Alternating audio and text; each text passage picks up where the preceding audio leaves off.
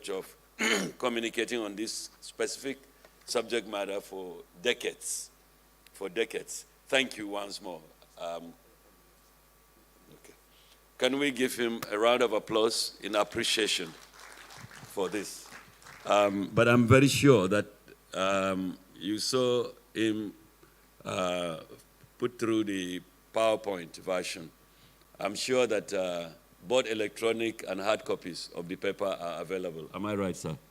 Very good. So it will be made available for documentation and for those that will be interested to have the copies. I think the same thing with the second presenter. And by the way, don't forget that we also have discussants.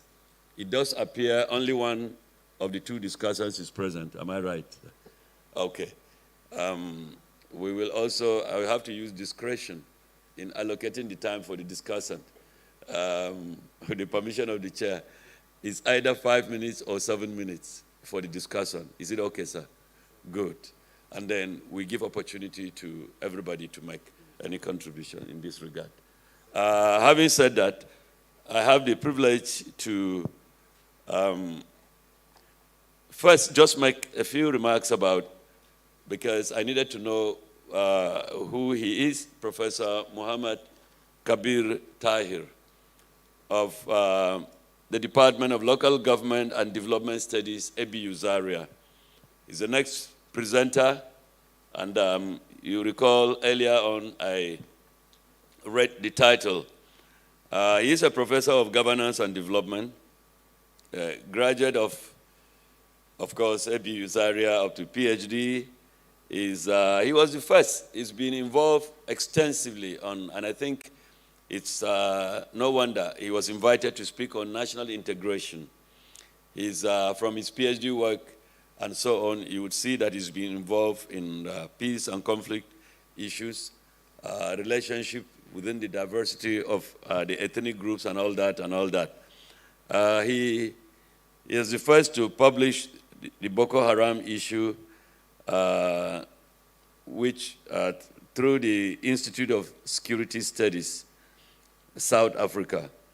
Well, he's done immense work in the area of social movement, youth, and management of ethnic diversity, etc., etc. But I think specifically, finally, let me mention that his PhD work was in respect of state and management of ethnic conflicts, specifically the Jukun, Chamba, and Kutep conflict in Taraba State. It's one that has been there for decades. We know that.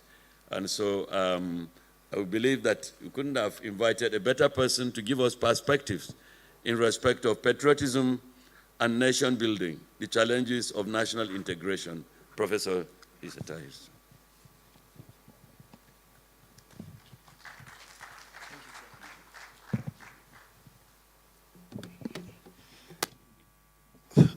Thank you very much. Please, the Chair, permit me to make some observation that in the course of developing the paper, I'd also done some slight changes to the title of the paper.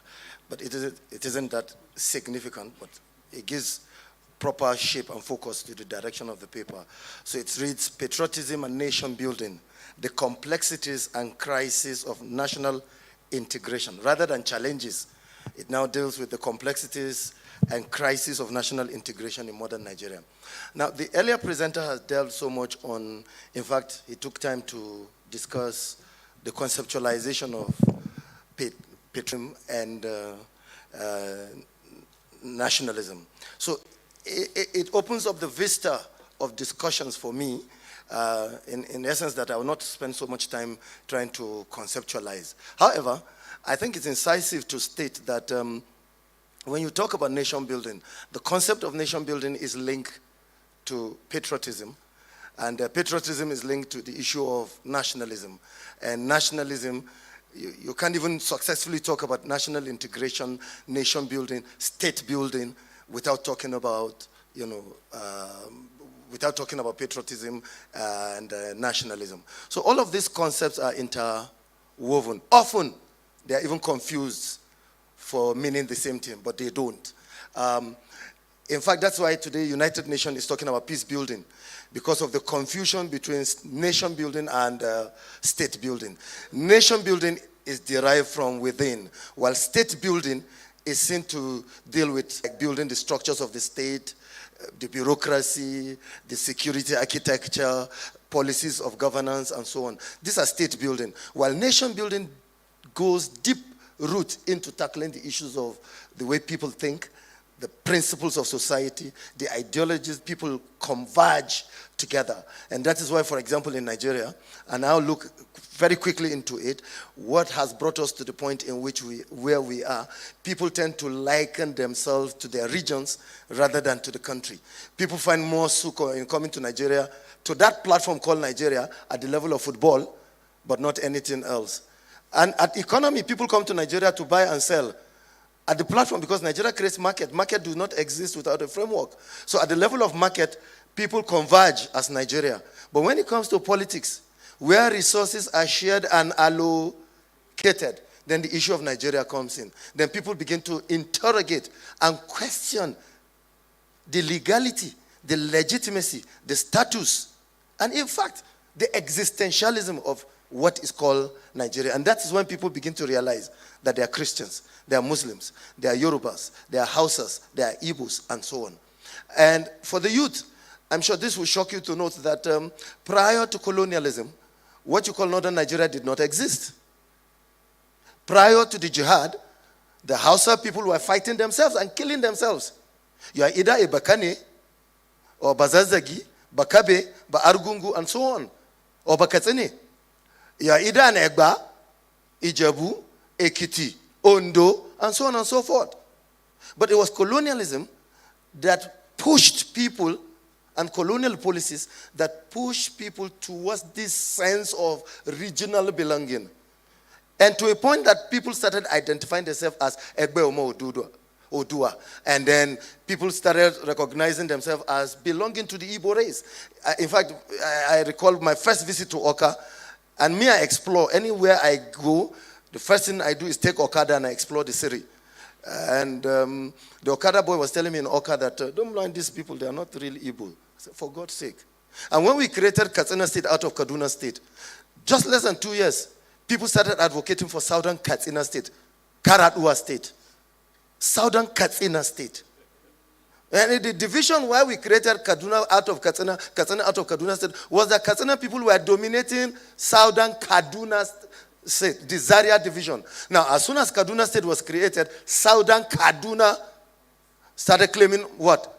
Minority domination. So all of this has to do with the way in which Nigeria came into being. And that is that by independence, we spend more effort building regionalism, not Nigeria. Those who inherited Nigeria from the British,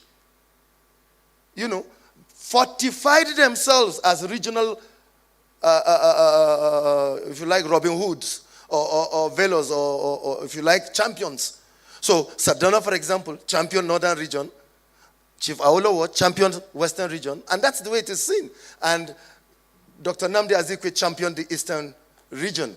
And there were no concerted effort to build beyond that platform, to move Nigeria beyond. And politics and the issue of resource allocation were all spent on who gets what, when, and how on regional platform.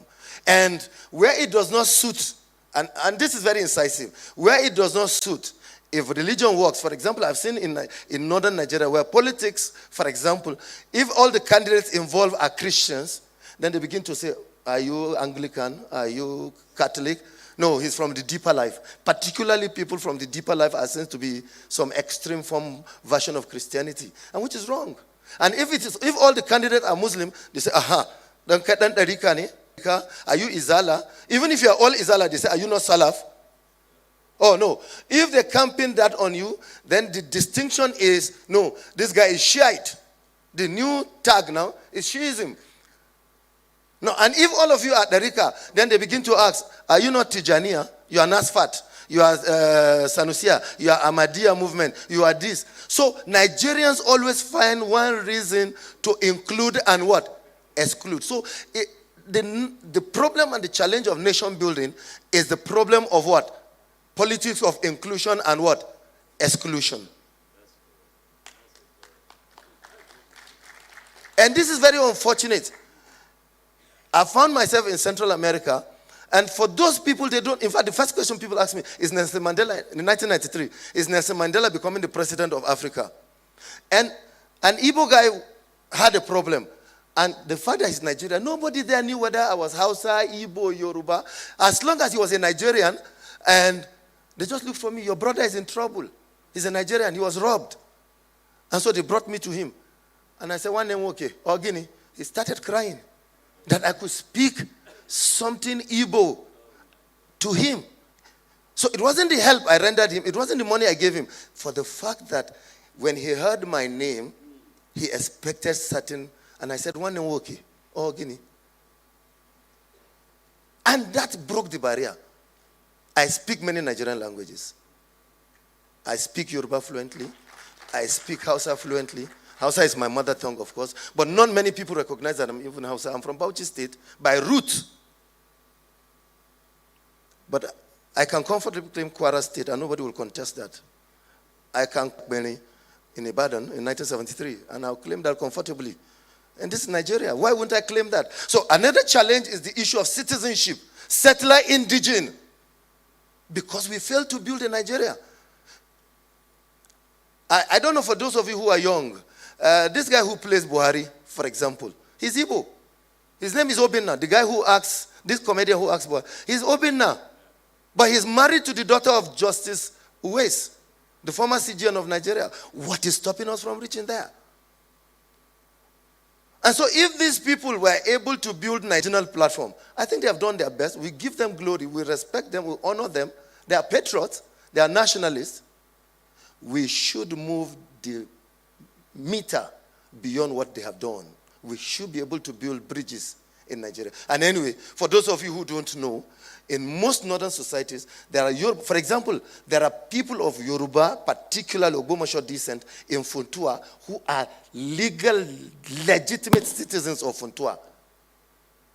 In fact, the heart of, and the claim is that all Ogbomoso people will go to where the real indigenes are and settle. The Ogbomoso people are fighting among themselves who is to survive their grandfather's throne of the Oba of Yoruba in Zaria, because they have a council seat in the Zaria Emirate Council. Why can't we replicate that all around? What's so difficult? And by the way, if you leave this country, you go out, they don't know. In South Africa, I've seen people ask me, you are Nigerian? They don't know whether you are from the north or south. They don't even have the capacity to decipher where you come from. So this framing about Igbo, north, south, all these things is in Nigeria. I have seen Nigerians cooperating irrespective of divide outside this country. So if we can do that outside this country, what is stopping us? And the major problem of patriotism, for example, is somebody was invited to the Senate chambers to represent us as ambassador. She cannot sing the national anthem. How many of you can sing the national anthem? How many of you respect traffic light? It was mentioned here. It's part of nature to honor your laws. Because only animals live without laws. Humans must survive in an environment of law, rules, and what? Regulation. These are human attributes. Human beings came together because they need the desire to have what? Law and order. Any society devoid of law and order, chaos sets in. And that's why we are here. That's why we're having banditry. And it is this absence of impunity, this high sense of impunity that's bred corruption at all levels. It's so sad. This absence of patriotism. I've seen our politicians now. Elections, people are using languages of violence. Somebody from Kano said, we have money. If you don't vote us, you know what will happen to you. It's the same thing. So violence is the language all over the country. Just for election. Elections are supposed to be the symbols of our civility. It's a mark of our development. It's a mark of what distinguishes us from other sets of what? Beings on earth. It's a mark of our actualization of civility and attainment in civilization. In any case, what is very obvious is that some group of people want to hold on to power at all costs. Because the whole thing about dividing you and me is our power. The whole thing, the fulcrum of everything, the axis of everything is who gets what, when, and how. So some group of people want to hold on to power. And they don't care about whether there is patriotism, there's nation. They even want to keep the nation in chaos because it pays them for impunity to continue to exist. For you to continue to violate street lights, violate rules, don't queue up in petrol stations. All of these are acts of lack of patriotism. Because chaos only exists where there is lack of what? Order. And these are marks. The youth in particular, the future of this country rests on your shoulder. Do not wait. People who led this country were at your age. They did not wait for anybody. They took the gauntlet and took the mantle. So our mandate is to educate you, to create awareness in you, to rise up to the challenge of providing leadership. Because power does not come on a platter of gold. Those at the helm of affairs will not give you power. This not too young bill will not get you anywhere. And I have a very simple, non-violent path for you to take power. Are you not from a local government? In your local government, are you not from a particular ward? All of you go and contest councillorship in your various wards and win election as councillors. And all of you as a local government put together demand for change at the state level. No governor wins election without a majority vote of local government. No president wins election without majority of the state. So anybody who wants to be the president is interested in who will deliver his state. So if the governor wants to deliver his state, he looks at the local government structure. He looks at the election, he looks at the INEC electoral ward. And those words are akin to the word of a councillor. So when you hold on to power, say, what are you if you want to contest? The youths are in charge of our local governments in Nigeria. We will only trust you if you deliver on ABCD. Very simple. You hold them to the same law. Move and take over the local government. Because the local governments have been killed. I'm sure all of you listened to the president a few days back. How the governors, and I was wondering, what's wrong with the president? If you know these governors are doing that, why are you commander-in-chief? Take over. You know this problem. We put you there to solve the problem. Not to know and keep quiet. Of course, as researchers, we know all this. How governors fleece in the name of joint projects. No local government in Nigeria, please calculate it. No local government in Nigeria takes every month, less than 120 million naira. Less than 120 million. No local government in Nigeria, every month, takes less than 120 million. So the governors give them 30 to 40 million, and then they're building a state. You cannot build a state without building a what? Nation. Thank you, ladies and gentlemen.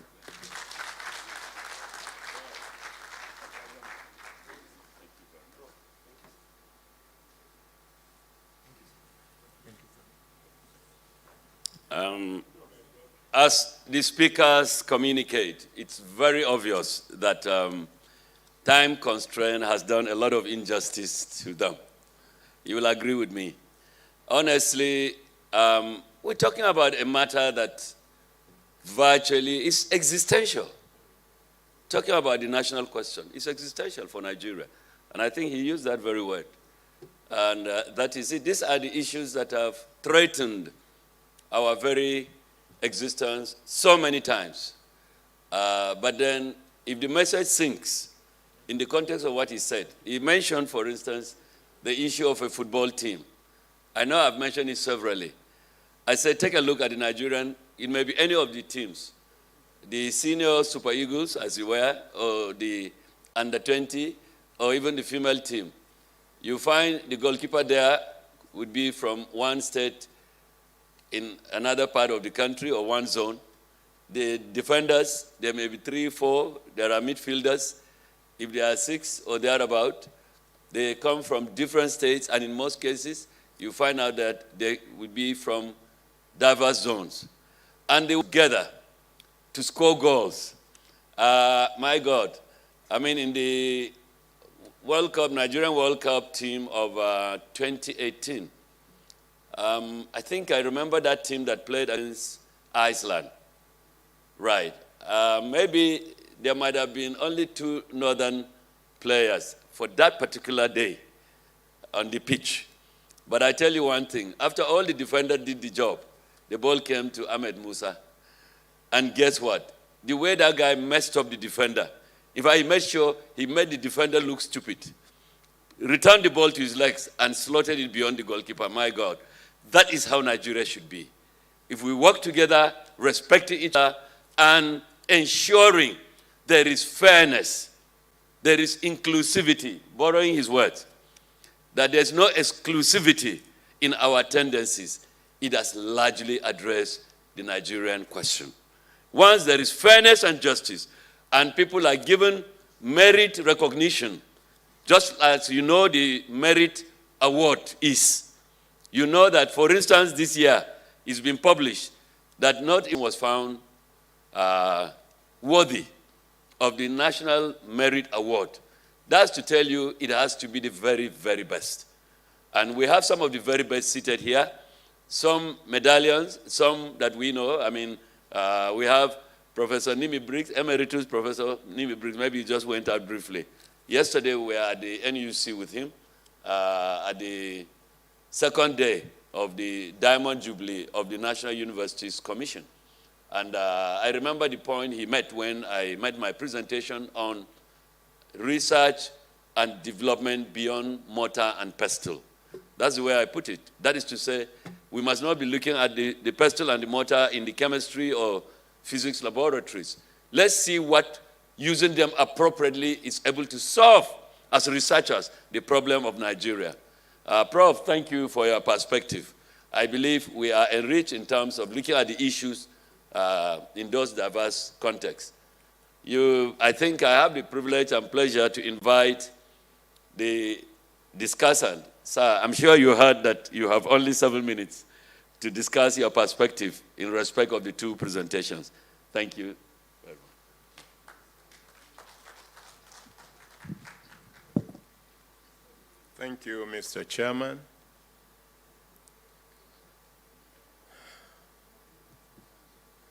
Yesterday, when we did the first and second session, the discussants shared their views and opinions on the topics that were presented.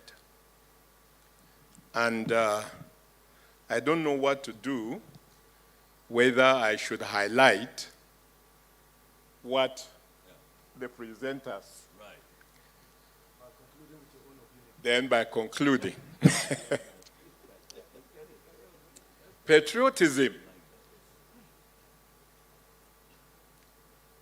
is seen as genuine affection, love, devotion for one's country in all-inclusive manner.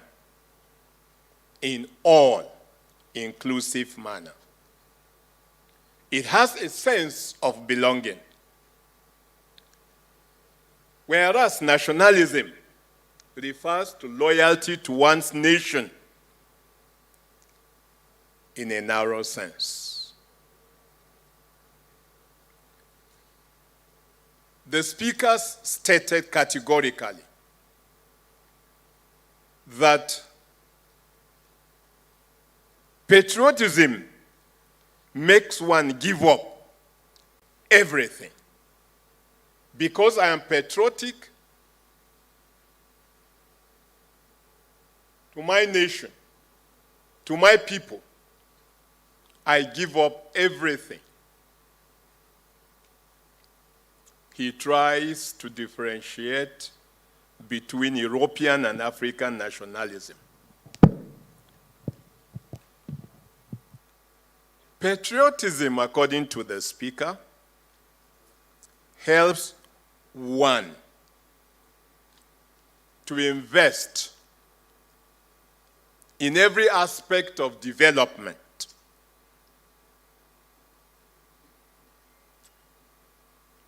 There is a point which I will highlight a little in my last 2-minute presentation, that education should be geared towards eradication of poverty and should enhance development. The second speaker stated that nationalism is nation building. And when we talk about building the nation, we are talking about building the people. And that takes me to education. He has highlighted quite a number of issues, problems, challenges that have left us where we are today. And one of them is independence and regionalism, which is still present with us today. The problem of inclusive and exclusivism, settler indigene question,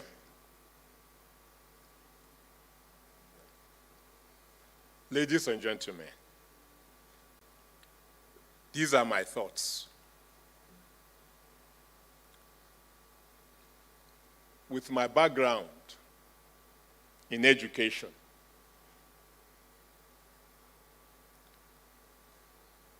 if we get the needed type of education, most of these challenges would be resolved. Patriotism, living together, nationalism. How can this be achieved? Of course, government has in place several policies. And even last week, I don't know, the language issue. Yeah. The language issue came up that the Federal Executive Council, we're talking about language. And the question, as I watch the presentation of the Minister of Education, the presentation of Minister of Information, I ask myself, now, you want us, where are the teachers? For example, you are from Kebbi State, your wife is from Cross River State, you work, both of you work in Abuja, married, you have a child. What language will this couple adopt? Is it Gbagi language? Because they are both in Abuja? Where are the teachers? I should think that government has policy on ground on how to develop teachers first before you begin to talk about this issue of language. But then, is it helping us to live together? We should be talking about what system of education we should adopt rather than saying mother tongue. Mother tongue, I'm not married. My wife, we are not of the same language. My son is married to a wife of different language. My daughter is married to another. When will their children begin to speak the mother tongue? Fortunately for me, we are in the north. See the challenge. Those of us here in the north, our children have challenge. If you talk of the mother tongue, if you talk about the English, then the language they play with their mates is Hausa. They have problem. 3 languages at the same time. That is one. Are we promoting patriotism? Now, number 2. I have 2 minutes. I will.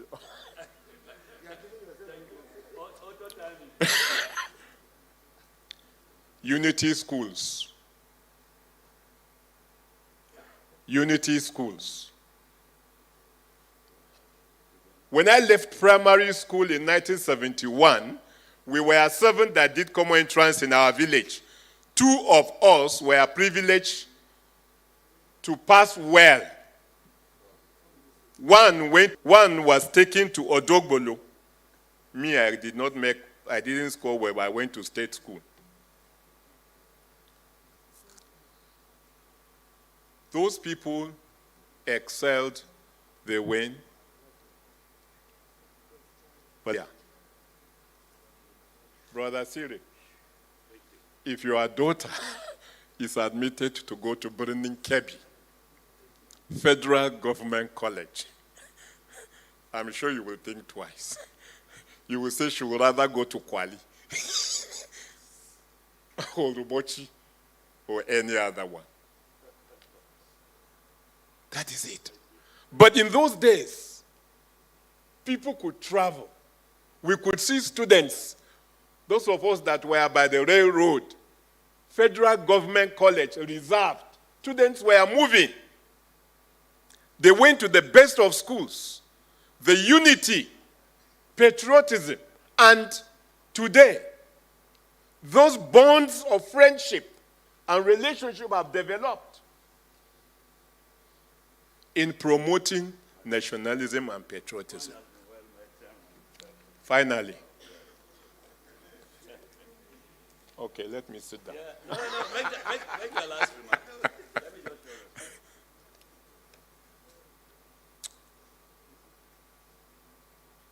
Nation building.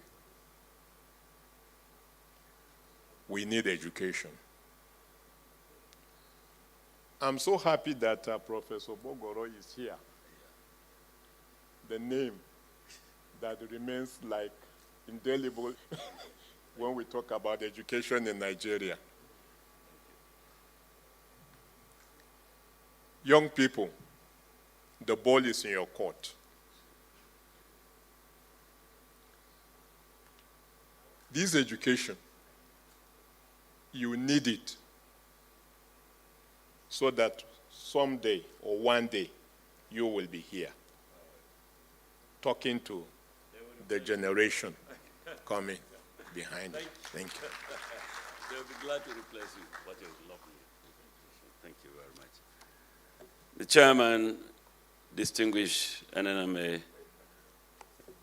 medallions and invited guests, our respected students of the Bingham University, am I right? Yeah, I know your vice chancellor is a member of the board here, and it's so good he brought you people so that you get as close as is possible with some of the greatest of minds that have met Nigeria. This is a privileged platform to come 10 meters close to them. You better imagine what that means. You've heard of all these great names, and for which we all have so much respect for.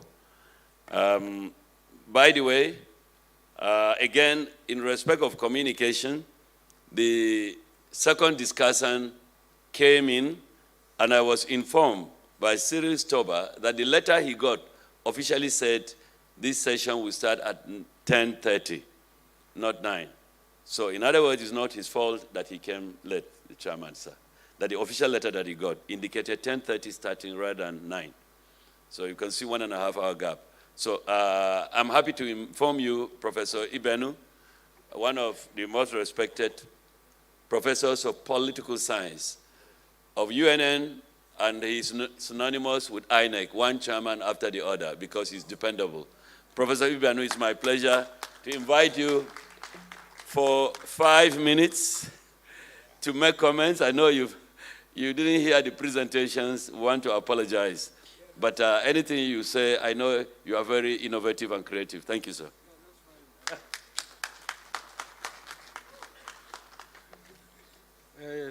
Chairman, distinguished members of the board, laureates, students, ladies and gentlemen. Again, I apologize. I think we had our wires crossed. That's why I am late. And I should also say that I left INEC as a national commissioner almost, actually a year ago. So if I was invited because you thought I was still at INEC, I have to disappoint you. I'm back at the University of Nigeria, and I'm really pleased to see Anya and others. When we joined the university, they were.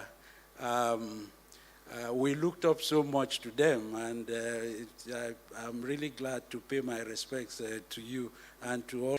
I'm not, in a way, I'm lucky I didn't have to listen to the presentations, because that then gives me the liberty to say a few things about patriotism and national integration. But I'm absolutely sure that Professor Sisa and my dear old friend, Professor Obafemi, will have done justice to this. So I will only probably add a few, if you like, just a post mortem or so, so just a few comments about that, just hoping that to the discussion or the presentation they will already have made. Patriotism, basically devotion of one to one's country. I think it comes from, etymologically, it comes from the Greek word patriotes, which is fellow countryman or something like that. So I think that's the root of the word. And nation building, basically the construction of a nation state, in my understanding, based on the search for unity, common ideology, and development strategy. And that is why the aim of nation building is always, having made this very choppy conceptual clarification, I think I want to say that maybe the starting point in understanding Nigeria's template for patriotism and nation building is to look at the motto of the country as contained in the coat of arms: unity and faith, peace and progress. I think peace and progress was added much later. I think when we were growing up initially, it was unity and faith. But later, peace and progress was added. And I think that this of course, reflects aspirations, our aspirations as a nation. I think essentially unity suggests the integration of Nigeria's diversities, especially our ethnic diversities and peoples, into a common nation. Faith, I think, is usually two-pronged in terms of interpretation. Faith in God, because I think we also try to portray ourselves as a nation under God, but also perhaps the second dimension is also faith in the fatherland, faith in the country. As for peace, of course, without peace, nothing happens. It's a prerequisite for building a virile nation. And as for progress, it's an aspiration of a forward commitment to development that caters to the needs of all the members and groups that compose the country. So these have been the basis for the demand for patriotism from Nigerians, namely the promise of building a united, trustworthy, peaceful, and progressive nation. Building of a nation that is united, trustworthy, peaceful, and progressive. But I'm sure the speakers would have at least noted that these have been far more at the aspirational level than, at the level of achievement and reality. I'm sure they will have made that point. And that is where I want to anchor a few comments, a few further comments I would like to make.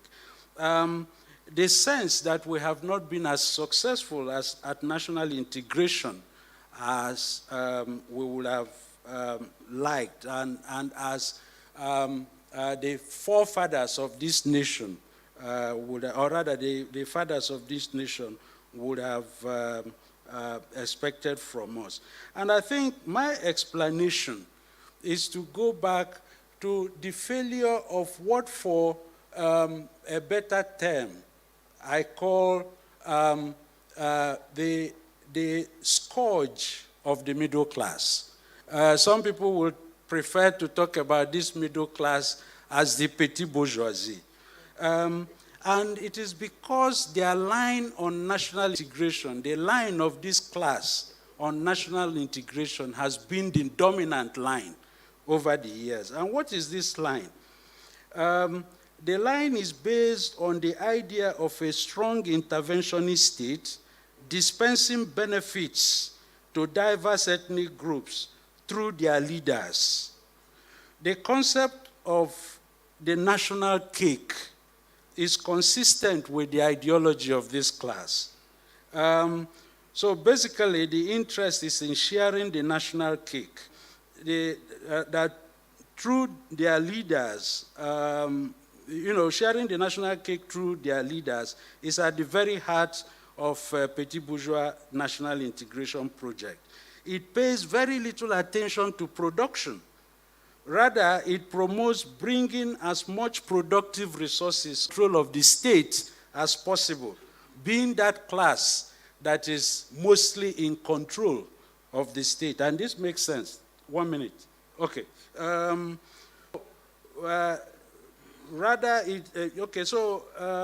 Whether these resources are petrodollars for sharing, or offices of state to be shared, or other resources, land, civil service jobs, political appointments, and so on.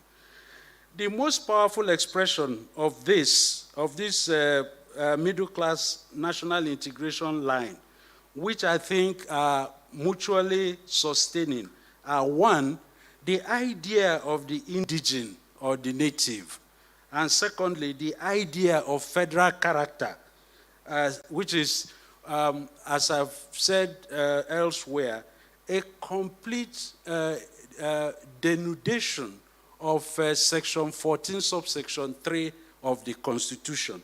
And I think these two, the idea of the indigene, idea of federal character, has been at the root of the main challenges we've had, at least in contemporary times, with national integration, with nation building, and with patriotism.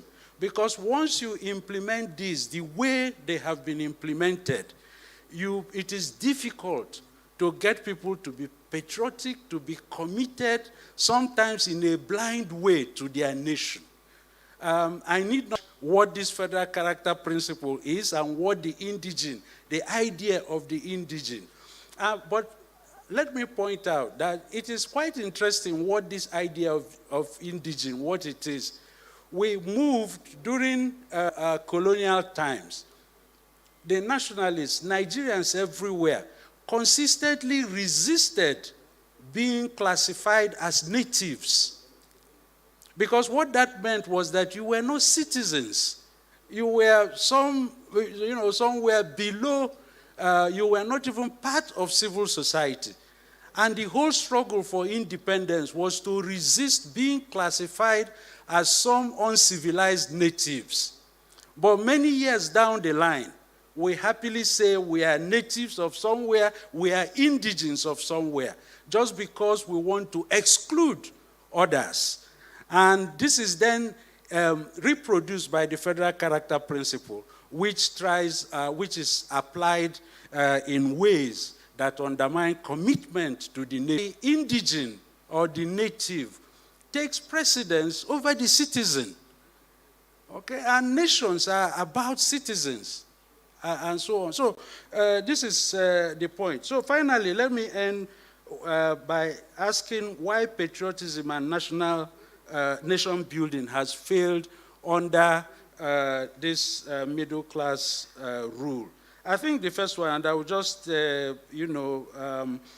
just highlight them. I won't go into just about 5 of them. One, I've talked about the dominance of this petit bourgeois ideology on integration, weak integrative ideology, strong but institutionally weak state, a strong but institutionally weak state in terms of rules and so on, rampant state violence, usually targeting some indigenes that are assumed to pose to certain interests in the state, relegation of our history.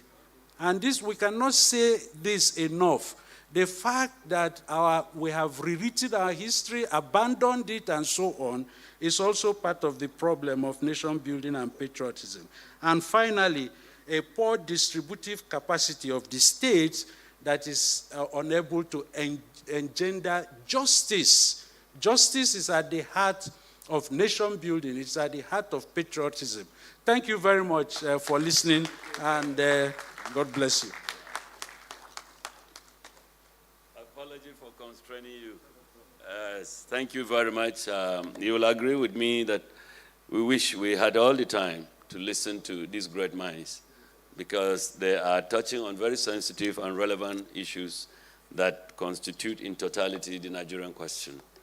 It couldn't be otherwise. Like I said yesterday at the NUC event, I said, most of the problems in the health sector, most of the problems in the agri sector, most of the problems in the infrastructure sector are not necessarily created by the professionals. It is governance that is hovering above all of us that has contributed to ensuring that we don't even deliver, even as professionals. I hope I'm communicating.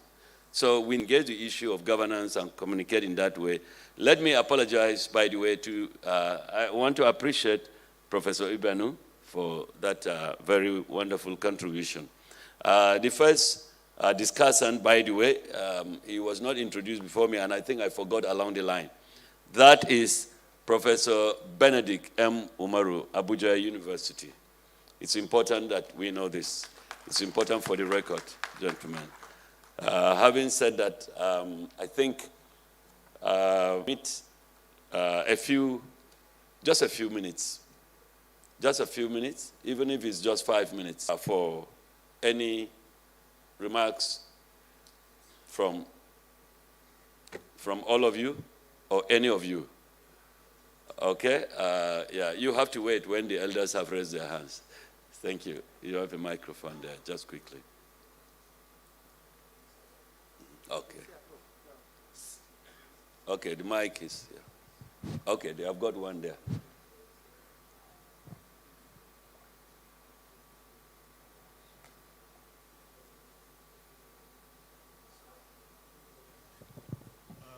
Thank you very much, our discussants and my colleagues, the NNOM. 1 or 2 minutes. I just want to add, by way of using this. When we talk about patriotism, isn't there, and there are times when a country makes it into love her? When Kennedy, the young idealistic president, said in his inaugural lecture, ask not what your country can do for you, ask what you can do for your country. He was speaking in America. He knew America had done so much for its citizens, and therefore the citizens had the right to love America back. Now, what happens in a country that constantly frustrates your effort, that makes it impossible for you, that makes it compulsory for you to even run away? Where do we begin to love that kind of country? Okay. Then finally, transactional patriotism, conditional patriotism, and rational patriotism.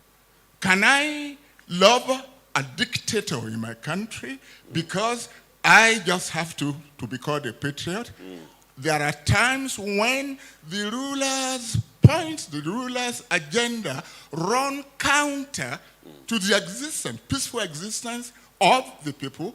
And the best thing for the people to do really is to redefine patriotism.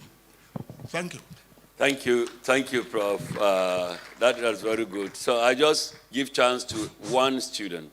I'm afraid we may have to. It's just, I think it's a lady there. Right, I'm sorry. You have the opportunity. Yeah.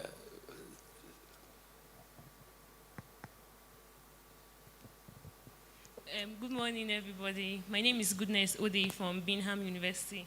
I want to thank all the speakers for the wonderful lectures that they gave us. They spoke about national integration, and in everything they said, it made sense. It was very informative. But I did not hear anything about supporting like Nigeria. That is also part of national integration, because from what we said, national integration is about coming together, and our Nigerian-owned businesses are also part of us. We know how us in Nigeria are. We always like patronizing outside things, and we're talking about national integration. So I feel like Nigerian business also should be put on demand, like above when we're talking about national integration, because we should support ourselves. There are so many businesses, like all these furnitures. But we like going to made in Italy, made in Switzerland. So that's because we not talk about that. Did you? I said I'm from Bingham University. Goodness Ode.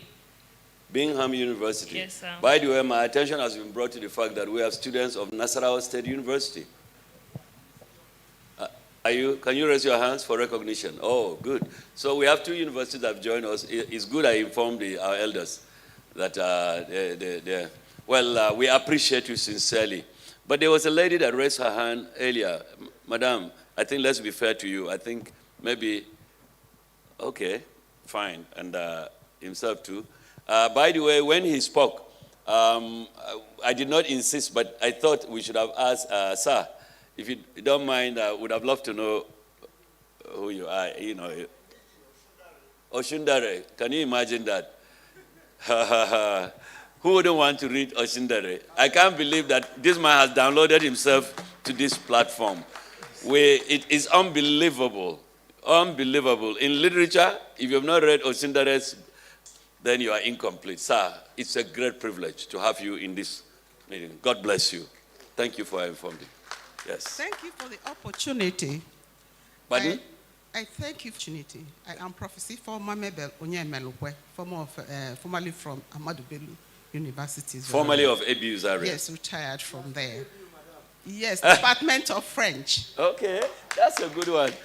I want to appreciate all the speakers for the wonderful lectures they've delivered this morning, all the discussants. And I just have one small contribution to make. Professor Olu Obafemi talked of micro-patriotism and macro-patriotism. I think in whatever sense you look at it, we must consider them. And I'm talking about this in connection with a statement made by one of the speakers that about language, which language do we speak? I want to say that our mother tongues are very, very important. We must endeavor to teach our children our mother tongues, because that helps for the micro-patriotism. I want to say that many PhD students and higher scholars from the West are busy studying our indigenous languages at various levels now. And here we are battling with our children not being able to communicate, speak, write in their mother tongues. I think it's very important, whatever we are doing, to think about mother tongue, learning of mother tongues in schools and in the homes. Parents must take note of that. I think that's true. Okay. Then. That's what okay. Oh my God. Don't worry. When you are speaking French language, you will remember those. Madam, it's okay, because I know he is eagerly waiting to have the chance to. Yes, I think you made an important point. Yeah, can you give him the microphone? Thank you, Prof. Thank you. Do let us know who you are, if you don't mind. My name is Femi Oshofison. Thank you very much. From where, sir, if you don't mind, please? I'm from Nigeria. I know my village. That's why I have a Nigerian citizenship that defines me. Full.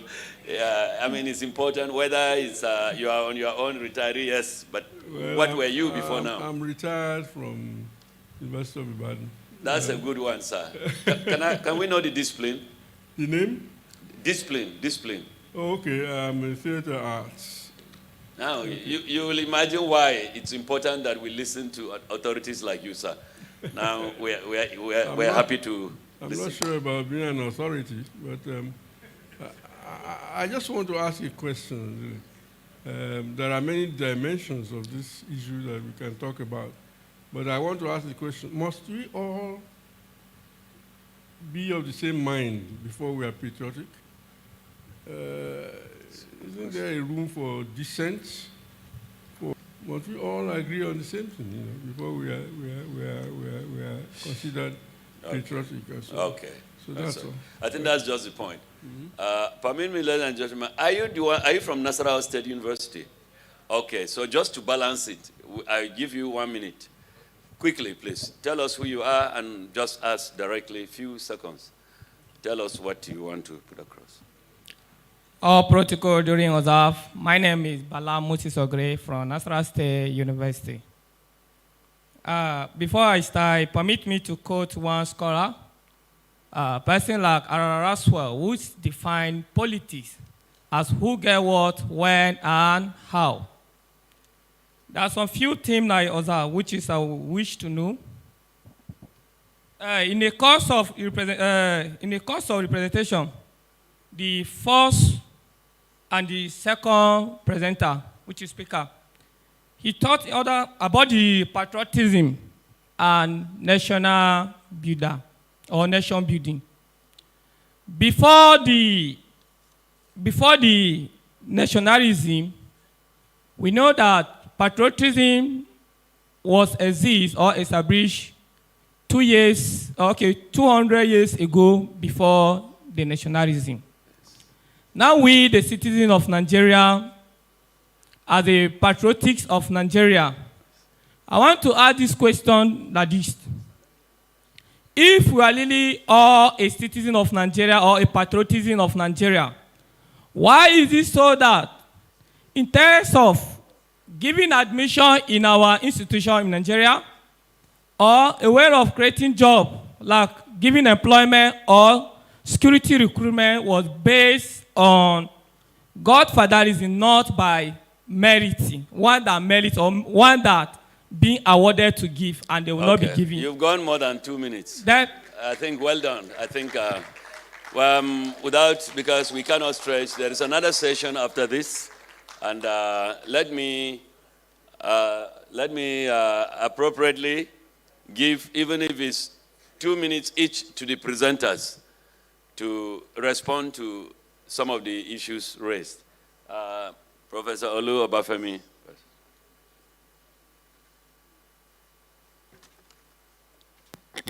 Thank you very much. Thank you very much, Chairman. I think you cannot ask from the people to love you whom you have not loved. Our major problem, the way I see it, is that there's absence of love in governance. You cannot love your people whom you deprive of the essentialities of life, who you utilize the resources meant distributed among them, and do it in a way that excludes them. Somebody says, do not point to your home with to the left finger. He said, if my home is dirty, if my home is hot, I wouldn't even point at it at all. And the claim to monopoly of knowledge, of love, which we find among the governing elite, such that it is believed that those who raise issues, those who criticize, are traitors. When people clamor for restructuring, what they should be clamoring for is, national reconstruction. Because you may regroup this country without development, nothing happens. You can break us into, three regions became 12. What changed? Even if we become 100, if the basic inclusivity, if the basic element of justice and justness that must reach people is not there, even if it is your family, if there's injustice there, there cannot be peace. Thank you. Yeah, Prof.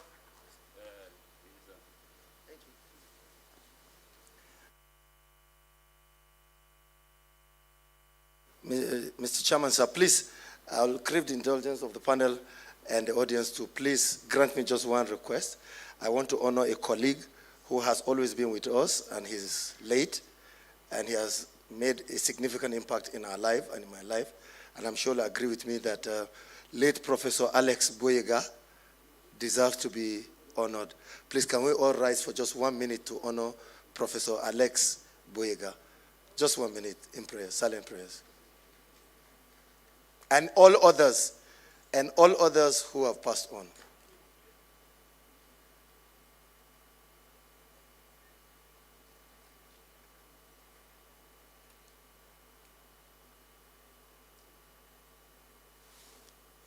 Amen. Thank you, sir. Thank you very much. You know, nobody can honor anybody but ourselves. And Professor Alex Boyega laid a very significant impact in my life when I crossed him. And I felt the pinch of his demise. You know, thank you very much. Now, I'll quickly, Prof, I think there are two major interventions. Your intervention and Prof's intervention. These are very incisive intervention. First, sir, I think we must understand that we have a ruling class and we have a ruling elite in this society. And my take is that they don't want anything to work. And my model of this is academic staff were on strike for 8 months. No sane society would have its factory of the production of knowledge shut down for 8 months and nothing is happening. At the same time we went on strike, there was strike in UK, there was strike in Ghana. None of this strike lasted 8 days. And there were strikes in Uganda. None of these strikes lasted 8 days. Ours lasted 8 months. This gives you an insight. You know, in the past, I'd seen literatures in the past where students of political science are taught how to do character and personality trait analysis. We don't do that anymore. It's fallen out of our curriculum. We should bring such skills back into the curriculum to do personality trait, because people in charge of our production of knowledge have certain problems. Because they see nothing wrong in that the system is shut and foreclosed and doing nothing in a state of inertia for 8 months. And it didn't bother anybody. Everybody was sleeping fine. In fact, one of the ministers was just traveling in and out of the country. It tells you that something is wrong. And this gives you an insight into the character and the personality trait of the people who rule us. And one significant thing, sir, in the hallowed chambers of the National Assembly, where the National Assembly convened a meeting of stakeholders, a minister rises and strikes the chairman of ASU right in the chamber, and nobody sees anything wrong with that. I see something wrong with that. I take offense, and I say it gives you an insight again into the character and personality trait of the people leading us. And that's why this country is sick. And that's why we will never get it right. Because of and you know, you cannot talk about nation building, state building, without the quality of leadership. Because it is the quality of leadership that delivers. In 1945, when the Chinese Revolution took place, they said, hey, hold on. We will not pursue economic revolution. We must pursue what? Cultural revolution. And culture is one of the things that talks about the value, the idiosyncrasies, the mentality, the behavior of people in society. A long way, the Chinese realized that you cannot, that's why the Chinese, even in their design, they built a lab, a language lab in ABU. And everything about the language, the structure is Chinese.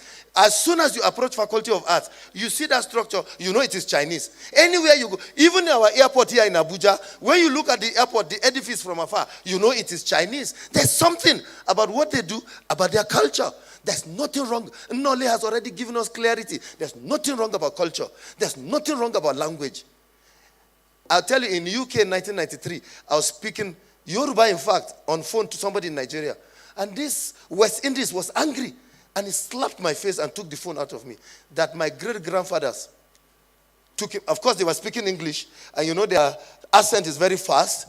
And I couldn't understand. So I needed somebody to interpret. Much more so that coming from Nigeria and with my own type of English, it was very difficult to discern and understand what he was saying. And so quickly, he's angry that I can speak a language. He's black, but does not have a language. He does not have an identity. He's a black man. And he sees himself as a second-class or third-class citizen in UK. And here I am, proud, speaking a language. So why should language be something bad? When somebody, the least language you think is irrelevant, if somebody has it in UK and he's a black man, he'll be very happy. He'll be very proud about that language. So we must be proud about who we are, what our languages are. Nigeria has one of the richest number of languages, and they're dying out. In Adamawa State, 10 languages will cease to exist in the next 3 years. 10 languages will be consumed in Adamawa State by bigger languages. And we should harvest them. We should harness them. They are a part of our richness. They are part of our mosaic of who we are. We should preserve our language, preserve our identity. And this takes me to your point, Prof. Sir. There's nothing wrong to be different. God in his mercy also actually created us to be different. Biologically, are we the same height? But how do we converge? What is the basis of convergence? To differ is not a bad thing. And look at, for example, even the Quran, which has not changed in thousands of years, interpretations what? Differ. There are many sects. New ones are coming. Up until 1970, there was no Izala. Another form will evolve unless we fundamentally address the issue of nation building and state building. They go together. And what oils this process is the patrioticness in us. And it cannot come from anywhere but from leadership.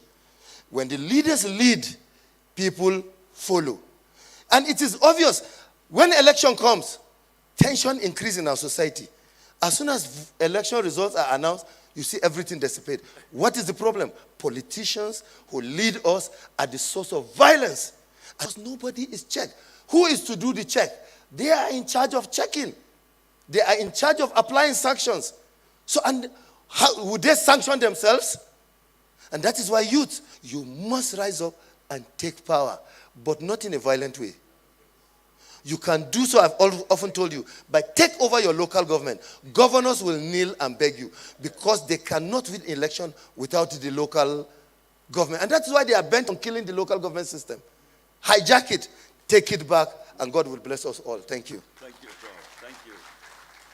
Good. We'll all be very passionate and even emotional about some of these issues, but I believe it's all in the context that we believe we'll coalesce around a common purpose for our nation. We've had the various things. Permit me, he pleaded the discussion, Professor Benedict Umaru. He said, let him just... I want to respond to the young man's question. In the university system, admissions are based on merit. There is a percentage.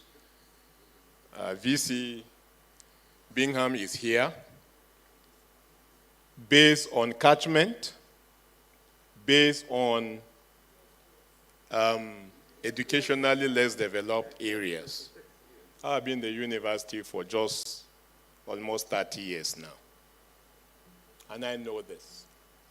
Now, the point I'm trying to make is, in Nigeria, we have wonderful policies, beautifully arranged, documented. We have federal character when it comes to, appointments, whether in the military, paramilitary, civil service, or whatever. The policies are there, kept in the shelf. When it comes to employment, admission, and what have you, they say senator first, House of Rep, his own. There was a year I was in University of Abuja. Let me just share this with you. Yes. Admission. Faculty, I was in Central Admission Committee. Faculty of Law was permitted to take only 60 students. One chief executive, I will not be particular, sent 10 candidates that they must be admitted. That fellow, you know who? Won't be particular. The chief executive of JAM. You give him 10 spaces out of 60. What about presidency? What about senators? What about colleagues' children that were interested and were qualified to read law? In that committee, we were left with a challenge. What do? We said we keep his list, the vice chancellor will deal with it. But let us jack up the admission quota. It was not easy. Nigeria, that is Nigeria for you. Good policies, kept, but when it comes to implementation, it's something else.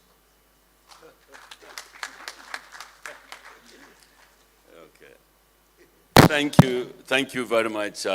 It's been wonderful listening to our speakers and our discussant, and indeed, thank you for responding. At this point, I believe I've finished my job. I call on Cyril Stover to take over at this point. Thank you, ladies and gentlemen.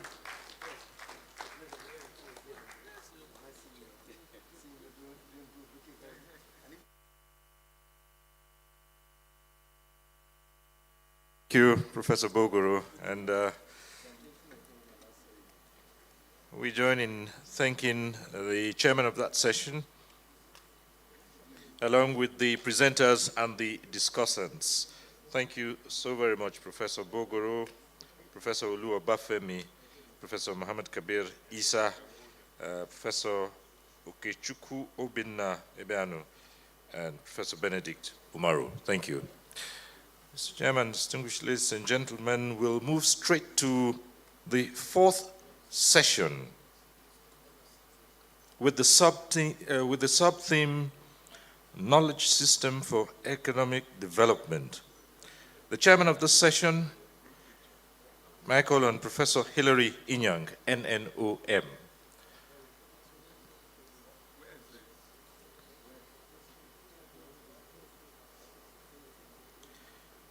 Professor Hilary Inyang, NNOM, is chairing the session.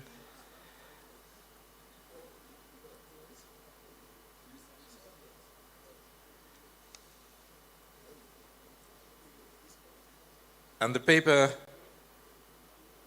is on a veritable tool for national integration, the role of agriculture. The presenter, Ambassador Kim Titus Danja.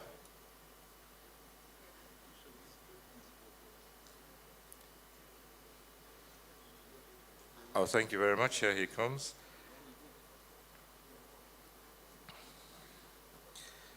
The discussants are Professor Mrs.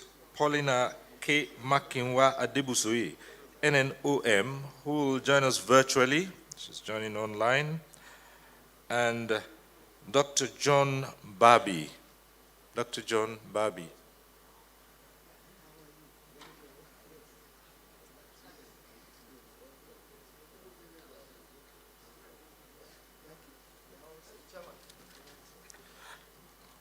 Now, may I hand over to the session's chair, Professor Hilary Inyang, NNOM. Thank you.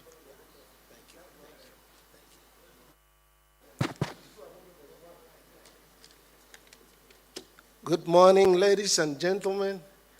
I believe we are in the last but one session, because the session that follows is one that will feature a presentation by the Laureates to be honored today.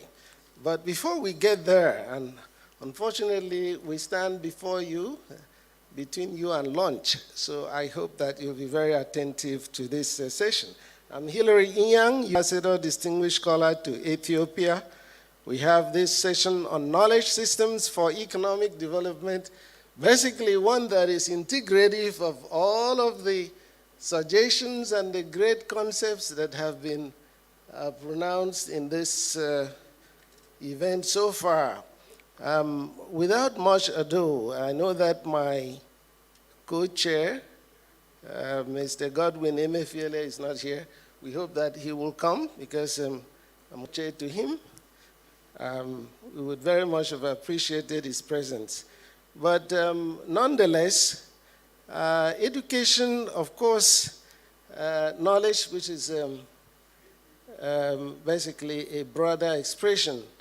Education is very important to any country. In fact, it is known that the health, wealth, and stealth of any country are dependent on the capacity of the country to extract the intellect of its citizenry to create products and services to the betterment of the standard of living or the quality of life of its citizens. So that's what this is all about.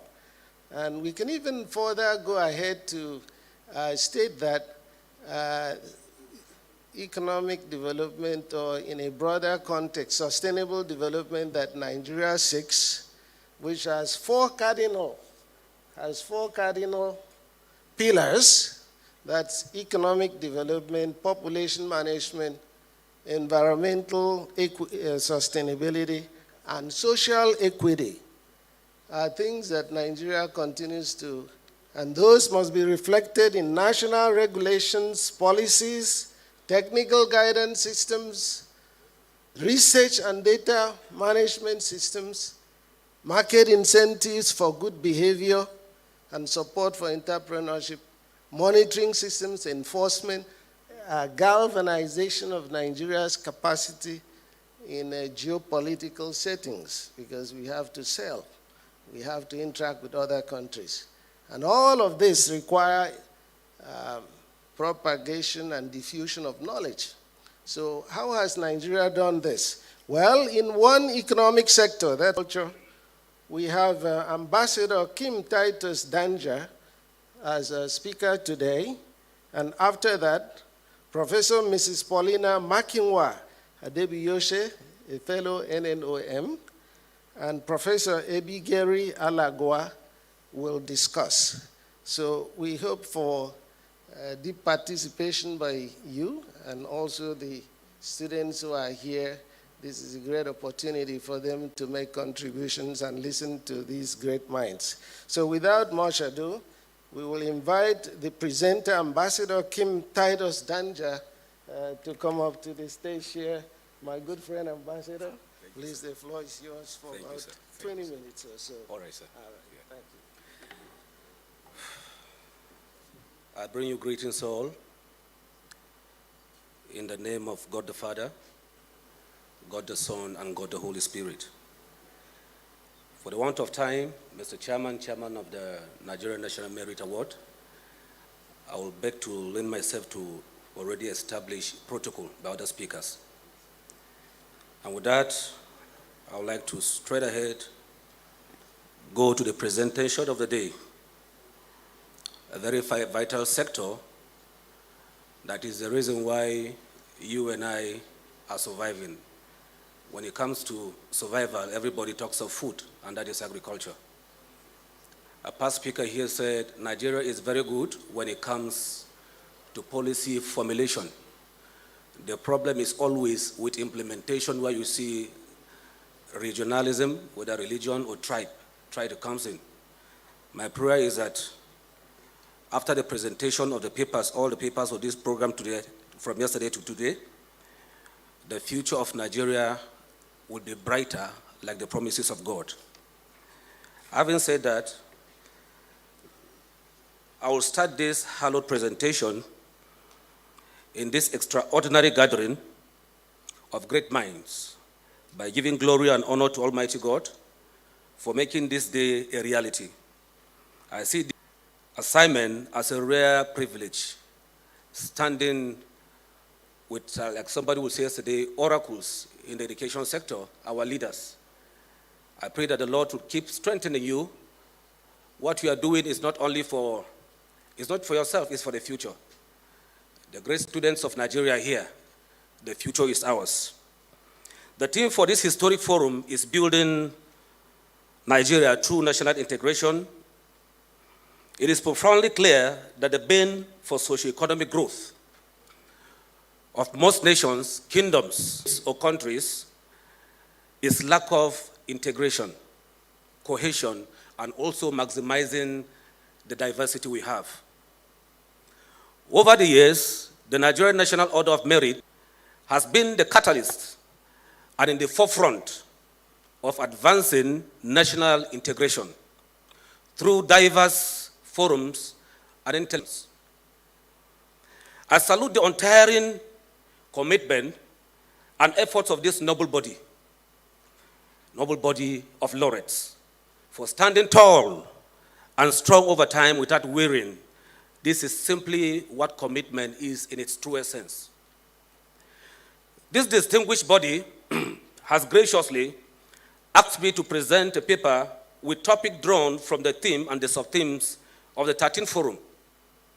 I pray and hope that at the end of this presentation, I will have, by God's grace, contributed little from the topic backward integration, a veritable tool for national integration, the role of agriculture, that will in turn promote and enhance national integration, hence.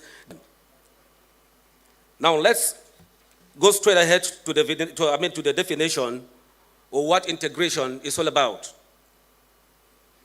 Integration is defined by the Oxford Advanced Learners Dictionary as the act or process of mixing people who have been previously separated, usually because of color, because of race, or because of religion. While the Cambridge Lexicon Dictionary refers to it as the process of combining two or more things into one. In other words, integration denotes fusion of elements of diverse backgrounds working together towards achieving a positive and a lasting goal. National integration is the awareness of a common identity amongst the citizens of a country who may be from diverse or different origins, tribes, or ethnic backgrounds, who have come to see themselves as one indivisible people.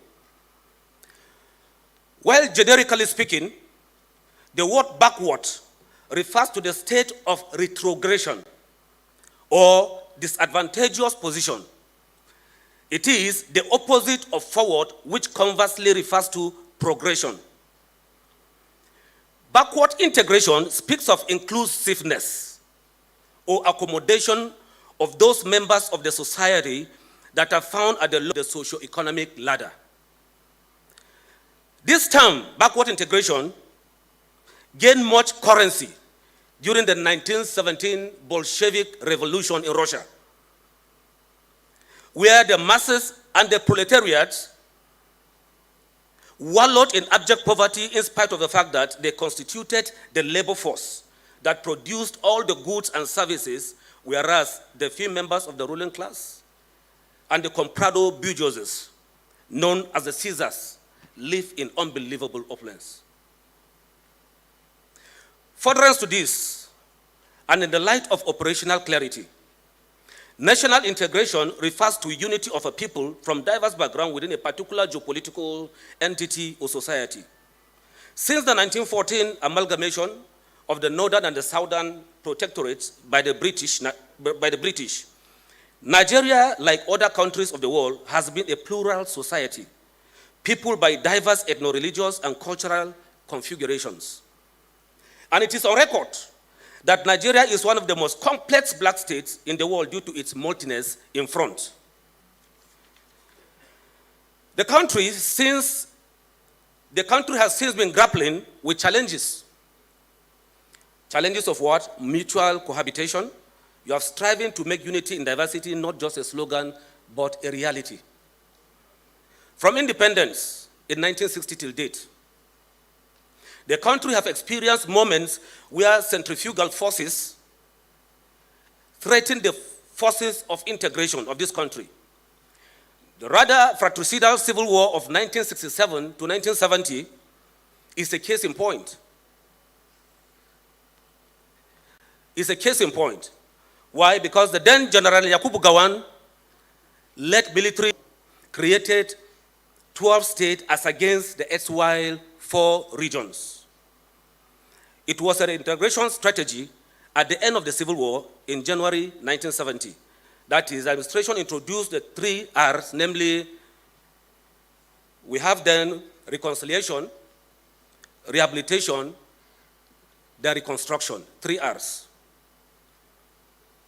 That is to integrate the eastern part of the country and accord them with a sense of belonging in the new country called Nigeria.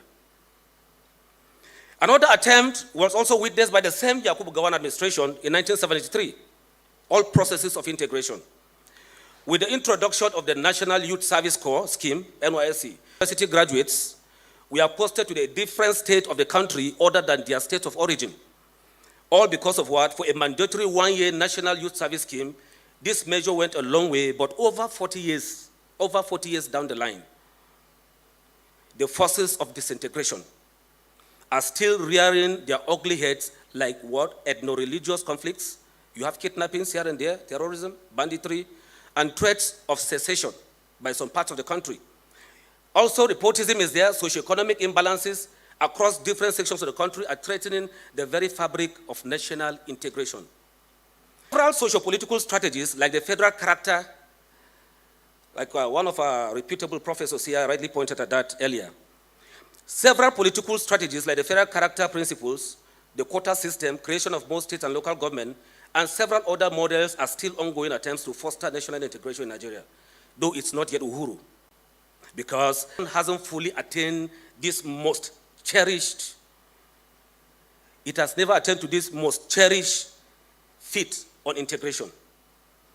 The aim of this paper is to offer a modest contribution in an area that is more or less organic or new, but largely unexplored, and that is agriculture and its multifarious value chain, which can be considered as bottom-top approach. Focus on agriculture. Nigeria is blessed with abundant human and natural resources in no small measure that, if properly harnessed, can consolidate and entrench the seemingly elusive national integration. Every part of the country specializes in the production of one agricultural produce or the other, from the semi-arid areas of the north to the more vegetative south. Different crops and livestock are cultivated and released to the end users through a respective food market across the country. Now, what I want to understand on this is that the food markets are other avenues where national integration can be fostered. The discovery of crude oil in 1956 at a village called Oloibiri, in Ogbia local government area of present-day Bayelsa State. Agriculture was the mainstay of Nigeria's economy, contributing 95% of food needs, 65% of gross domestic product, the GDP, and employing 70% of the population, respectively. It's therefore incumbent on government to work assiduously towards restoring the lost glory of this indisputably viable option. This implies resuscitating agriculture will rekindle developmental hope in Nigeria and for Nigerians. With a rapid growing population estimate of over 200 million people in reference to 2006 population census, the country have the capacity of corresponding production of food for not only domestic consumption, but for export, create massive employment, and have a very steady GDP for the country. The monoproduct economy that over the years translates into overdependence on oil revenue as against the agro-allied sector, coupled with the scourge of lingering official corruption, has resulted into the November 2022 Danger Alert on Poverty Index released by the National Bureau for Statistics that postulated 133 out of a whopping 200 million people to be poor or living in poverty. This frightening and unacceptable revelation calls for a declaration of national emergency. On the economy, because the more food insecurity the population is faced with, the more instability of catastrophic dimensions that will defy all possible solutions until the right thing is done agriculturally. The African Development Bank, AFDB, as far back as 2013, for one African countries in its Millennium Development Goal report, submitted among others that for Africa to measure up among its global peers, there is yelling imperative to tackle issues of hunger and food insecurity head-on, describing alarming hunger as a recipe for civil unrest. Nigeria cannot afford to toy with promoting this vital sector in order to avert all proclaimed retrogressive setback as forecasted. May God forbid. Over the years, agricultural produce such as yams, cassava, Irish potatoes, groundnuts, pepper, name them, tomatoes, millet, maize, sorghum, cotton, livestock, fisheries, beans, rice, soya beans, cassava, coffees, etc., are mostly produced across the country with different areas having a comparative advantage on some of the crops. For instance, Plateau State produce most of the Irish potatoes in the country, groundnut from the far northern states, while cocoa is found mostly in the southwest. How blessed Nigeria as a nation is in terms of agricultural resources. Agricultural activities are multifaceted, from production to marketing that includes, among others, crop farming, poultry, livestock, beekeeping, etc., etc. Knowledge-based exploration of additional value-added chain, targeting both domestic market and external trade, is highly desirable and a veritable goldmine in our economic development drives. Nigerian government at various levels owe it a sacred duty to accord this all-important sector, agriculture, the priority it deserves through a deliberate backward integration policy. Integration through agricultural market is the next heading. Trade in agricultural products at the various markets, whether through the JOS, Forum Junction perishable crops, and the building material agricultural produce market in Plateau State, or the Port Harcourt agricultural market, produce market, and several others spread across the 36 states of the Federation, involves buyers and sellers, irrespective of tribe or religion, who have been trading peacefully together for decades. This kind of interaction and integration, cohabitation, can cultivated by the government as a veritable tool for national integration at this long neglected strata of the society in the gale of bottom-top approach. Deliberate government policies bordering on empowerment, subsidizing of agricultural inputs, soft loans facilities across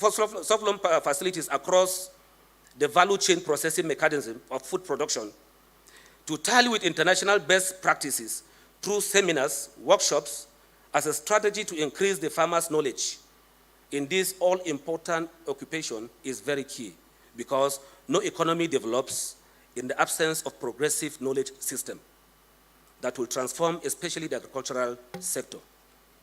Now let's go to some experiences from other countries. Few African countries have achieved some success in fighting food insecurity. Algeria, for example, used policy interventions like the National Food Security Strategy and the National Agricultural and Rural Development Strategy to improve conditions of people living in rural areas, especially farmers, and to promote infrastructural development through irrigation schemes, rural electrification, rural access to potable water, etc. Ethiopia, through a project funded by the Food and Agricultural Association, adopted an all-inclusive and a holistic approach to food insecurity. The project used interventions in all the broad areas affecting food security, in agriculture, health, education, and water sanitation, with a focus on women-headed households, which tend to be more prone to malnutrition. That is in Ethiopia. The State of Israel, after its formation in 1948, was initially confronted with the threat of food insecurity. The attendant social unrest and possible disintegration, and main source of concern was that the southern part of the country, known as the Negev in Israel, was a... The government, after a few years, adopted agriculture not only as a pet project, but a prelate and cardinal priority necessary to confront the monsters staring them in the face. Through broad-spectrum integration of farming settlement, known as the kibbutz in Israel. Every section of the country of Israel, every section of the country produces food crops according to the geographical suitability for the cultivation of any crop or livestock. For instance, the kibbutz located in Degania, in northern part of the country, with its green vegetation produces banana and wheat, while south produce date fruit juice, and also have large cattle ranches with complete chain of subsidiary companies producing dairy products for both national markets. Government-induced empowerment through provision of grants will surely optimize production and economic growth. In other words, through systematic and knowledge-based techniques, coupled with sustained government interventions, Israel has joined the league of not only leading world food producers, but experts in agricultural mechanization, providing modern methods of increased food production even within minimal space. Now let's quickly go to the factors hampering advancement. One of the factors hampering advancement in the sector of agriculture is weak capital base, occasion soft loans or grants by governmental and non-governmental organizations to adequately fund agriculture. As a result, farming is becoming increasingly capital intensive, thereby reducing a huge number of farmers to the level of subsistence instead of making it to be a real business activity. 2, lack of fixed agriculturally friendly government policies, as every change of administration also comes with a change of policy, and thereby the policy is kind of inconsistent. This factor on who finds it increasingly difficult to plan both in the short and the long term. 3, inaccessibility to genuine inputs such as fertilizer, chemicals, tractors, etc. 4, absence of experts to provide professional guidance in the various areas such as soil and seeds, etc. In the past, if you can cast your mind, remember back then in the 70s towards the 80s, there used to be sub-staff of the agricultural department of whether local government or state. They are from government agencies were always available to offer free services to the remotest farmer. Their work was to give advice to the remotest farmer.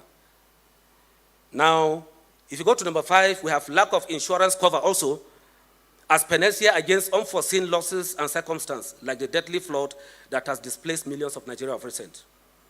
6, lack of storage facility, especially for those producing or cultivating perishable crops. 7, there is also poor return on investment as a result of price fluctuations in markets. Then 8, the upsurge of insecurity as a result of terrorist activities have caused many farmers across board to relocate to relatively safer areas, thereby abandoning their pet occupation or project. 9, we have also multiple taxation within market or during transit that constitutes another burden on the farmers. Now let's quickly look at the way forward. 1, government across various levels need to heighten the budgetary allocation to the agricultural sector as a deliberate backward integration policy and strengthen the financial institutions in a way that makes loan facilities more attractive and friendly, especially through the Nigerian Agricultural Bank or even the commercial banks. This step will broaden the involvement of more of our teeming unemployed youths who are wallowing in labor market, with some of them veering into criminality in order to eke out a living. I remember parties conducted their conventions or primary elections, and there was this video that was trending then on social media where a young boy was asked what he would like to become when he grows up. You know what he said? He said he wants to become a delegate.